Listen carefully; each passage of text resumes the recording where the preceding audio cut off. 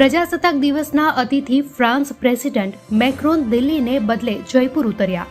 જયપુર આવતા સૌથી વધારે પ્રવાસીઓ ફ્રાન્સના જ હોય છે.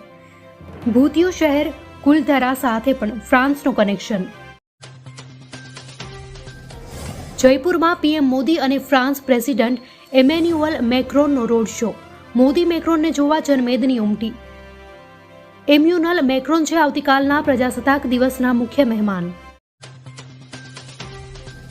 પ્રજ્ઞેશ પટેલને ગુજરાત હાઈકોર્ટમાંથી રાહત. હાઈકોર્ટે પ્રજ્ઞેશ પટેલની અરજી મંજૂર કરી.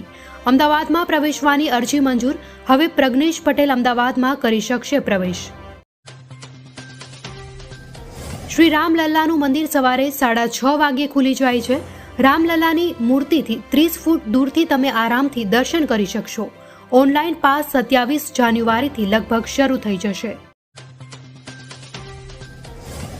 સુરતમાં જન્મ તારીખના નકલી દાખલા બનાવવાનું કૌભાંડ. ઇકોસેલે જન્મ તારીખના દાખલા બનાવવાનું કૌભાંડ ઝડપ્યું. માત્ર 10 રૂપિયામાં બનાવાતો હતો જન્મનો નકલી દાખલો. હાઈકોર્ટના તમામ કેસોનો નિકાલ કરાશે. ઓટો જનરેટ ડેટ સિસ્ટમ શરૂ કરવામાં આવી. કેસને ફટાફટ તારીખ મળે તેવું આયોજન. ન્યાયની પ્રણાલી ઝડપી બને તેવી આશા.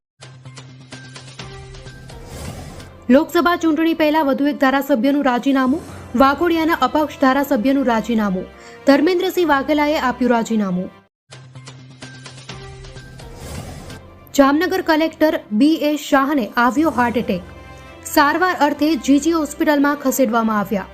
ડીન અધિક્ષક અને મેડિસિન વિભાગની ટીમ હોસ્પિટલ પહોંચી. હાલ કલેક્ટર B.A. શાહની તબિયત સ્થિર.